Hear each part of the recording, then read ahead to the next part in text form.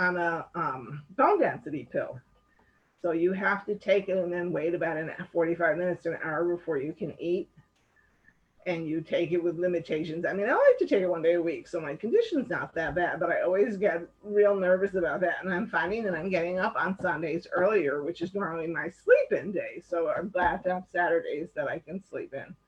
Okay, so we are on live with Facebook. Oh, okay, so we gotta watch what we're saying. Now, whatever we say, we can go and listen to again later. Yeah. So, Amy Shapiro has said that she has gone on and watched a few times, and she saw one before you got, I guess last night before you got started, and someone was drinking something and someone else was eating something, says the person with a cup of tea here. Yeah, that could be.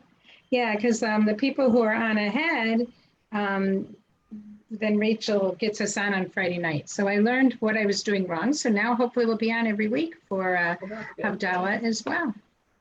Yeah, I know that there's some people who have something for, like, when we turned off all our cameras for Charlotte's. Mine was just black, but some people actually have some sort of picture. I'm not sure how to do that. I wouldn't mind getting something, but then I would probably want something silly, like an imaginary married picture, you know. I think I did it. So sometimes when I first come on, that picture is up there, but when I make my screen go dark, it just has my name. It doesn't show up. So I thought I did it, but I'm not exactly sure. I still have to learn how to do that.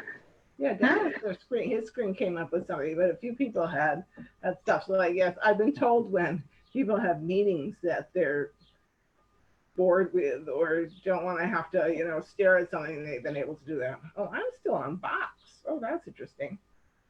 I did that for a board meeting this week where instead of having to scroll through the top, I could see everybody's face all at one time. So I guess it's still put in that way. Oh, okay. I always wondered how they did that, because you see the ones where the music performances of 25 people and they go from one to the other, but at the end when they're all singing together, they all have these boxes. I haven't done that yet. So you've done that now? Yeah, I actually have that. I did it. It worked. I don't know why. It worked for my board meeting, which made life much easier, because then it was easier to tell who was talking before everything popped up. And it seems like I think you can't always do that. But you can, because I guess the place has to allow it. But not complaining. So I can still say Shabbat Shalom to everyone. We are live on Facebook tonight too. I got one more tutorial and learned what I wasn't doing right. So we are on both Facebook and here on Zoom this evening. As I was signing on, it said to me, beginning May 30th, you have to have Zoom version 5.0. So okay. I have to, if I had seen that earlier, I would have updated, but I'll do it right after we're done. And Jenny did it this morning on this mission. I didn't notice it because I haven't been on Zoom since last night, and it didn't ask me last night. No, it didn't ask us last night either, but he decided he would try it. Yeah. I'm going to need that then for tomorrow, because I'm supposed to be Zooming. I go back and forth. Some people have Skype and some people have Zoom. So I go back and forth between the two. Yeah. Rabbi, so you're going to send a new link for after today? The only link we were changing was Friday night. Okay. So at this point, unless they tell me I have to have passwords for everything, then we'll do new links for everything. But the only link we're changing is for Friday night, and that will have a password with it after June 1st. So it will be a new link. And for Friday night Shabbat, there's a new link. And it's going to be in the reporter, and it will be in the happenings coming out as well. Okay. Because there were problems with people being Zoom bombed. Yes. Yeah. Anti-Semitic stuff that was appearing all over the place. I just thought that if someone invited someone, well, I guess if you make public that what the link is, then anybody can just use it. That's right. That's right. And, you know, as a congregation, we welcome people to come to services. And so the question about what do we need to do to both be welcoming and allow people to come and be with us for Shabbat and all that is one question, and not also become vulnerable to people who are not coming to pray with us and to experience with us, but to make things difficult and uncomfortable. Rabbi, we have a request of you. if you're going to be at Temple someday, morning or afternoon, if you would Mhm. let us know, because we've been cleaning out and I have things I would like to take down to Whale of a Sale. And They are not allowing donations yet. So when they have the Oh. policy in place of how they're doing it, there are all kinds of questions with when people bring all of their things, how long does it have to sit before anyone else can go through them in terms of being in one person's home and others. So as soon as policies are developed, we will let you know. Hmm. So there are many people who have gone through their homes and have a lot of things they want to donate. So John and Pam are working on proposals, and a group of people will be involved in making and setting that up. So we will let you know when it is all possible. So now that we've gone into the next phase of things, you know, we can be looking at it possibly. We were not doing it at all before then. Oh, I And a know lot that. of the places that normally take donations, not just Temple, aren't taking them yet anyway. Yeah, no, Right. I understand that. Yeah. Well, Lainey, I'll unmute you. Thank you. Okay, there you go. Sandy, can you hear me? I can. Okay, so here's something to think about. We have that newsletter that goes out from Sisterhood, and we have that new little section that if you have something you're willing to give away, like Rabbi Rachel has an exercise bike. If you want to send me that information, I'll be happy to put it in the June newsletter, if that helps you. I might. Thank you. Rabbi, I also have a brand new thing that I thought religious school, I forgot I had bought it, but religious school might like. It's a floor puzzle for young hands that has all of the Jewish religious holidays on it. Big Yeah, jigsaw. that could be enjoyable to do. I've had a couple other ones. We have a few floor puzzles, which are good to do with different groups. So thank you. Yeah. Yeah, so there's probably hardly anyone who doesn't have things that they have set aside to donate and are waiting for places to be open, but we're still not quite there yet. Okay. But we will get there. So we are live on Facebook tonight as well. So Havdalah with a bonus is in both realms. And I have a story and I have some props tonight. My son was teasing me for having props, but you know. You're a storyteller. Storytellers use props. Well, I would have had some other things too if I had thought about it before I was at the temple the last time. So some things you'll have to use your imagination, huh? I've got to sit up on something. But it's a story that actually was told by Iraqi Jews, and that's the origin of it. And it's about the slave who became king. I'll let Alice get on with us as well, so everybody's here. Hello. Hello. Hi. Okay. That's better. So once a long time ago in a kingdom far away, there was a most unusual custom. In most kingdoms, when a king dies, his son or daughter would succeed him to the throne. But not in this kingdom. When a king died, a special bird called the bird of good fortune was released. And this bird flew around, and the person upon whose head it finally landed became the next king. And it was a curious custom. So in that same kingdom, there was a slave who lived and worked in the king's palace. And the slave was a musician. And he entertained the king and his family.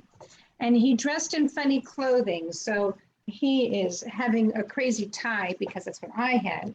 But he actually had a hat and a cap made of chicken feathers. So you'll use your imagination a little.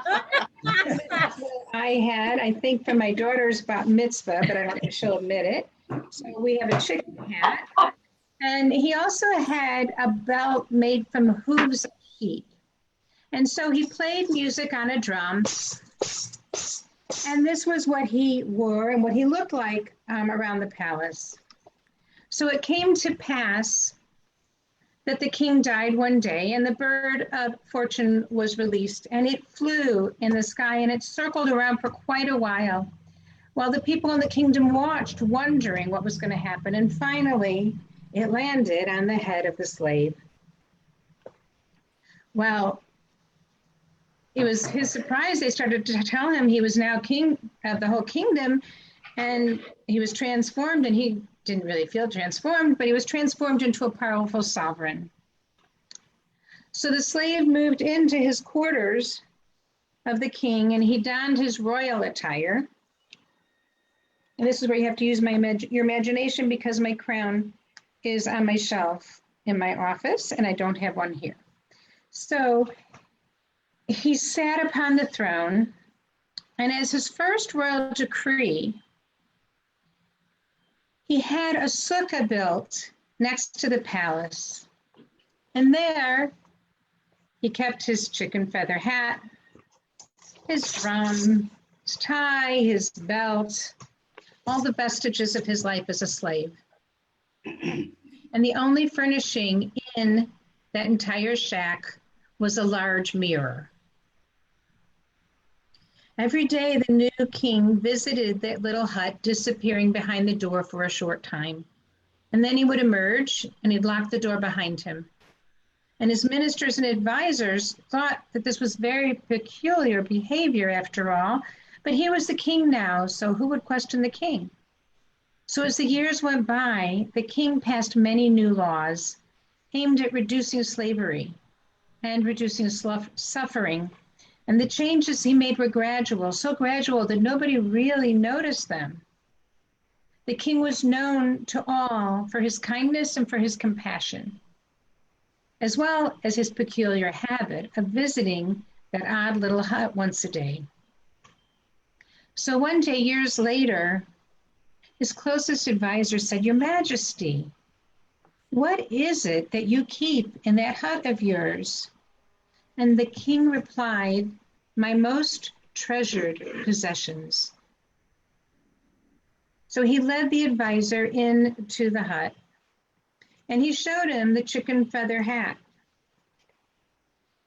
And he showed him the crazy tie and the belt and the drum. The advisor replied in disgust, "But those are things of a slave. These are not the possessions of a king, Your Majesty." But the king replied, "But they are. You see, once I was a slave, and now I'm free. And when you made me your king, I promised myself and God that I would never forget that I was once a slave. I didn't want to forget because I didn't want to become arrogant and haughty, and I wanted to treat people better than I was treated. I didn't ever want to treat them like I was treated when I was a slave. So every morning I come here and I dress as I was once forced to dress as a slave, and I stare at myself in the mirror until tears come to my eyes. And only then am I prepared to leave this hut and to rule as a good king should. It is this memory which makes me the king that I am. And these are the most treasured possessions that I have." Beautiful story. It is beautiful.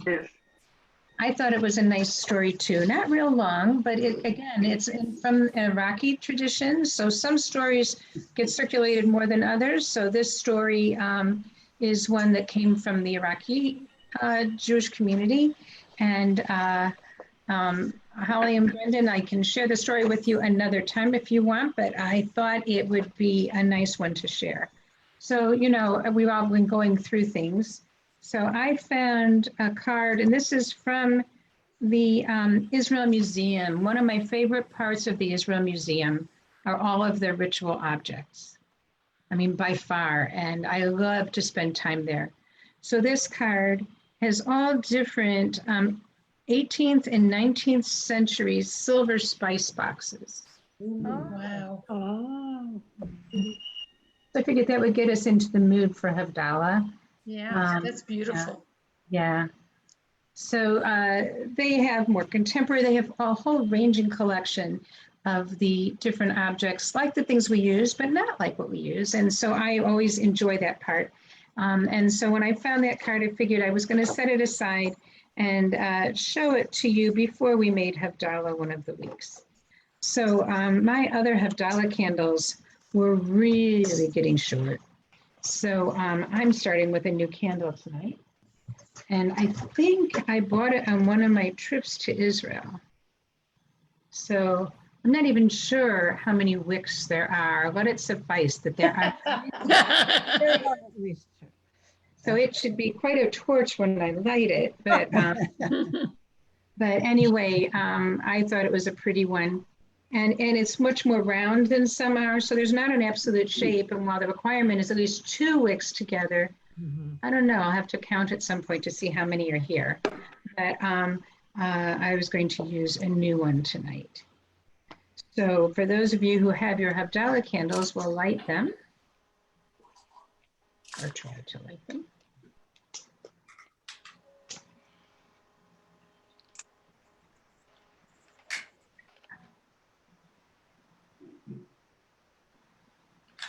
The advice my colleagues had made when we were starting to do this from their experience was be careful where you do this because this can very easily make a smoke alarm go off. Go off, yeah. And I did have that happen with my kids when we were doing it in the kitchen because it's a safe place to do it.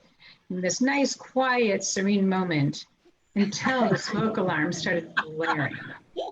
So we hope to have a much more sublime, serene moment as we bid farewell to Shabbat. We had Shavuot and then Shabbat moving into the new week. We're in the month of Sivan. We are going to finish up in another day, the month of May. And after a little more cooler weather, hopefully we'll really stay in spring and summer. But, you know, we still get another little tease of other things. So we begin our singing and then we'll begin with the wine, the blessing over the wine. Ya la la la la la la la la la la la. Ya la la la la la. Ya la la la la la. La la la la la. Ya la la la la la. Baruch atah Adonai Eloheinu melech haolam borei pri hagafen borei pri hagafen. Ya la la la la la la, ya la la la la la, ya la la la la, ya la la la la la, la la la, ya la la la la la, ya la la la la. Samim Baruch atah Adonai Eloheinu melech haolam borei v'samim borei minei v'samim. Ya la la la la la la la la la. Ya la la la la. Ya la la la la. La la la. Ya la la la la la. Ya la la la. Orei ha'esh. Baruch atah Adonai Eloheinu melech haolam borei ha'esh borei me'orei ha'esh. Ya la la la la la. Ya la la la la la la. Ya la la la la. Ya la la la la la la. Ya la la la la la. Ya la la la la la. Ya la la la la. Baruch atah Adonai Eloheinu melech haolam. Hamavdil bein chodesh lechol. Hamavdil bein chodesh lechol. Bein or lechoshech. Bein yom hashlishi l'sheshet yemei ha'maaseh. Baruch atah Adonai Hamavdil bein kodesh lechol. So as we farewell, and this makes a separation between Shabbat and the rest of the week, we take a sip of our wine or juice.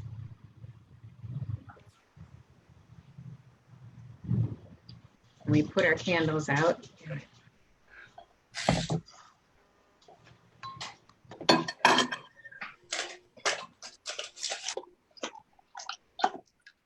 Shavua tov, Shavua tov, Shavua tov, Shavua tov, Shavua tov, Shavua tov, Shavua tov, Shavua tov, a good week, a week of peace. May gladness reign and joy increase. A good week, a week of peace.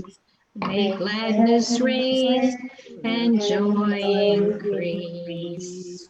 Eliyahu Hanavi, Eliyahu Hatishbi, Eliyahu, Eliyahu, Eliyahu Hagiladi. Imheira v'yameinu yavo eleinu. Imashiach ben David, Imashiach ben David, Eliyahu Hanavi, Eliyahu Hatishbi, Eliyahu, Eliyahu, Eliyahu Hagiladi. So I wish you a Shavua Tov and a good week. And this week we have our annual meeting on Tuesday evening, Sisterhood installation on Wednesday evening, busy week. And Jason will probably be with us on Friday nights doing the music, not just one time, but probably for a little while he'll be doing it with us. We're going to try that out. He was with us last night, so we'll be continuing having him part of our Shabbat celebration as well. And I wish everybody a good week. Good week. Good week. Good week, everyone. Good week, everyone. We apologize, we were late, we went for a walk, we thought we would have enough time to get back, but of course we ran into a million people we knew. Of course. Yeah, And it wasn't just a walk, it was to deliver a sign. we were delivering a sign and then we kept, we thought we would just drop it at their house, but they were outside, so we were talking to them, we came back, we kept running into people, so I apologize. No, that's okay. But Yeah, we got anyway, So we got here for the important Yeah. part. yeah, we got here for Havdalah. And some of the stories are shorter and some are longer. I have one that's a longer one that I've actually delivered before, but never for adults. So I'm going to practice that one. That'll be 1 week. And that one, you wouldn't have missed the whole thing. But, the story, sometimes the quality of a story is not by how long it is. It's Right. really about the message and all that kind of thing. And so I'll try different ones for different weeks. I have a couple different files full and some other sources. So I'm always looking for different stories. So have a good week, and it's good to see everybody. Yes. Everybody should go to. Have a good week. Okay. Thank you, everybody. Bye-bye, Bye-bye. everybody. Bye. Bye. Bye-bye.